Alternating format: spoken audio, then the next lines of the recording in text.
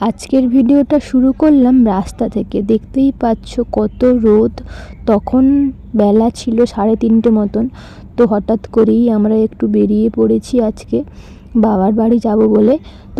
তো দেখতেই পাচ্ছ কতটা রোদ। আমি পুরো সানগ্লাস পরে আছি, কারণ রোদে তাকাতেই পাচ্ছি না। দুজনে সানগ্লাস পরে আছি। আর খাওয়া দাওয়া করেই একটুখানি রেস্ট নিয়ে বেরিয়ে পড়েছিলাম। তারপরে মাদাখালিতে এসে একটা দোকানে দাঁড়ালাম, ওইখান থেকে পাকা আম নিলাম। তো একদম বেরিয়ে যাব, আর যেতে আমাদের সন্ধে পুরোপুরি হয়ে যাবে মনে হচ্ছে, যেহেতু 3:30টার সময় বেরিয়েছি। দেখতে পাচ্ছ রাস্তায় একদমই লোক নেই, পুরো একদম ফাঁকা। আর এই দৃশ্যটা দেখতে পাচ্ছ কি সুন্দর লাগছে, তাই না বলো? পুরো হলুদ আর হলুদ। তো আগের বারে আজকে 1 মাস আগে যখন যাই বাবার বাড়ি, তখন পুরো সবুজ ছিল, তখন মানে ধানগুলো তখন বেরোচ্ছিল, আর এখন পুরো হলুদ হয়ে গেছে। আর দেখতেই পাচ্ছ হাওয়াটা পুরো ফিল করছি, আমার খুব ভালো লাগছিল। আমার তো মানে বাইকে যেতে কোথাও খুবই ভালো লাগে, ছোটো থেকে আমি খুব ভালোবাসি ঘুরতে। তো তারপরে দেখো অনেকটা রাস্তা চলে এসেছি। আর এই মন্দিরটা হচ্ছে দশগ্রামে।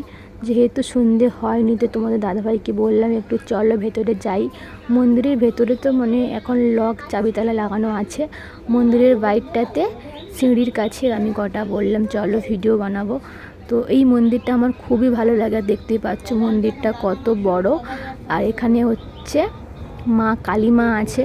তো দেখতেই পাচ্ছ আমি এই যে প্রণাম করে নিচ্ছি, তারপরেই আমরা আবার যেতে শুরু করব। যেহেতু এখন সন্ধে হয়নি, সন্ধ্যের আগেই মনে হচ্ছে আমরা চলে যাব। আর দেখতেই পাচ্ছ এই যে পুরো মন্দিরটা তোমাদেরকে দেখিয়ে দিলাম। মন্দিরটা খুব সুন্দর। তো চলো আবার নেক্সট ব্লগে দেখা হচ্ছে, টাটা।